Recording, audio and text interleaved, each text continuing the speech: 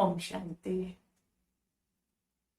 आज हम आत्मा के गुणों के बारे में कुछ चर्चा करेंगे कि कैसे आत्मा के गुणों को बढ़ाया जा सकता है और कैसे आत्मा में जो गुण है या आत्मा की जो विशेषता है वो कैसे माइनस हो जाती है। क्योंकि हमें माइनस कैसे होती है वो भी हमें पता होना चाहिए। जैसा कि हम सब जानते हैं कि जिस व्यक्ति में जितने गुण होते हैं उतना वो आत्मा सम्माननीय होती है, सब उसका रिगार्ड करते हैं। और अगर अवगुण होते हैं तो उतना ही उससे घृणा करते हैं या उससे दूर भागते हैं। तो अगर आत्मा में गुण है तो वो गुण दूसरों से सम्मान दिलाए और दूसरों का सम्मान करे, वो किसी के अपमान के निमित्त न बने वो गुण। तो इसके लिए कुछ सूक्ष्म बातें समझते हैं। जैसे मान लीजिए किसी आत्मा में गुण है और वो अपनी विशेषता का या अपने गुण का बखान करती है दूसरों के सामने, और या फिर दूसरों से बखान सुनना चाहती है, महिमा सुनना चाहती है। तो इसका माना क्या है कि वह दूसरे को क्या शो करना चाहती है कि आप में ये गुण नहीं है, ये गुण मुझ में है। क्योंकि अंदर की वृत्ति भी जाएगी ना, जो अंदर की भावना है वो भी जाएगी कि हम अपनी महिमा इसलिए तो नहीं चाह रहे।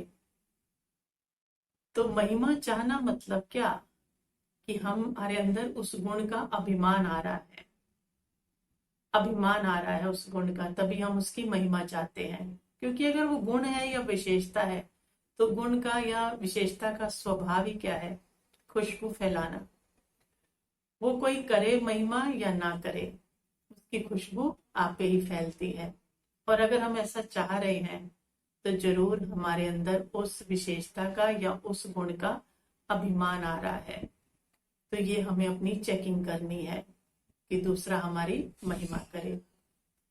दूसरी बात, अगर हम किसी को बार बार ये जताते हैं, किसी के सामने इस तरह से पेश आते हैं कि हमारे अंदर ये है, मतलब अगर हम ऐसा तो नहीं चाह रहे कि दूसरे को दिल शिकस्त कर रहे हो, कि दूसरे में वो चीज नहीं है, कि वो थोड़ा सा डाउन चला जाए, उसका उमंग उत्साह कम हो जाए।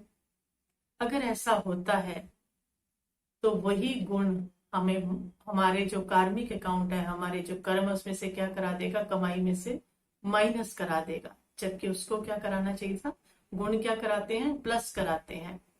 लेकिन वो गुण हमारा माइनस भी करा सकता है अगर हम उससे किसी को दिल शिकस्त करते हैं कि देखो आप में नहीं है और हम में है। और ये बड़ी सूक्ष्म बात चेकिंग करने की है, क्योंकि ये वृत्ति में होता है, ये बोला नहीं जाता, लेकिन आत्मा तक वो फीलिंग पहुंच जाती है, वृत्ति की वो भावना पहुंच जाती है। और लगता है कि इतने गुण होने के बावजूद भी इससे जुड़ क्यों नहीं पा रहे। तो उसका सूक्ष्म कारण क्या है, गुणों की खुशबू तो है, लेकिन साथ साथ भाव और भावना की वाइब्रेशन भी जा रही है, जिससे गुण होते हुए भी कई बार आत्माएं गुणी आत्मा से भी जुड़ नहीं पाती। और क्योंकि उसको क्या आ चुका है, अपने गुण का अभिमान आ चुका है, या वो दूसरे को थोड़ा सा दिल शिकस्त कर रही है। तो हमें इस बात पर पूरा अटेंशन रखना है कि हमारी वजह से किसी का उमंग उत्साह कम ना हो।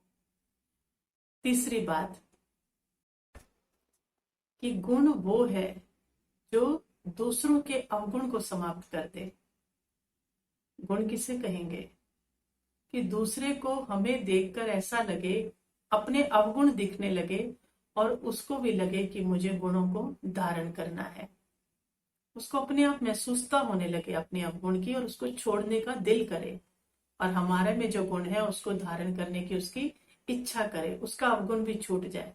जैसे हमारे ब्रह्मा बाबा, उनके सामने आते ही क्या लगता है हमें, उनको याद करते ही हमें क्या लगता है, अपने अवगुण हमें स्पष्ट दिखने लगते हैं। और हर बच्चे की इच्छा क्या होती है कि बाप समान बनना है। तो मतलब इतनी गुणी आत्मा जिसको देखते ही उसके पास रहने को दिल करे और अपना अवगुण छोड़ने को दिल करे और उनके समान बनने को दिल करे, इसको बाबा कहते हैं ये है गुण। तो और गुणों का दान जो है वो सबसे बड़ा दान है। ऐसा दान जो दूसरे के भी अवगुण छुड़ा दे, उसकी स्थिति को भी क्या कर दे, ऊंचा कर दे। तो इन गुणों की वृद्धि के लिए हम क्या करें? तो पहली बात तो अपने किसी भी गुण को या विशेषता को हमें क्या करना है, परमात्म कार्य में लगाना है। जितना हम उसको लगाते जाते हैं तो परमात्म महावाक्य है कि वो गुण आपे ही क्या होता जाएगा, बढ़ता जाएगा। बिना ईर्ष्या द्वेष के, किसी को दिल शिकस्त किए बिना हम अपने गुण को यूज करते जाएं, क्योंकि दिया किसने है, ये बात हमेशा स्मृति में रहे कि गुणों का दाता जो है वो परमपिता परमात्मा है और उसने मुझे दिया है। तो उस विशेषता को जब हम उसके कार्य में लगाएंगे तो वो गुण में क्या होने लगेगी, दिनों दिन बढ़ोतरी होने लगेगी। और गुण हमारा क्या बने, स्वमान बने, अभिमान नहीं बने। हमारी विशेषता हमारा स्वमान बने, झुकना सिखाए हमें, ना कि किसी का अपमान करने के निमित्त बने। क्योंकि बाबा ने भी कहा ना, निराकारी, निर्विकारी और निरअहंकारी। तो अपने किसी गुण का अहंकार नहीं, क्योंकि ये बाबा ने अलग से कहा।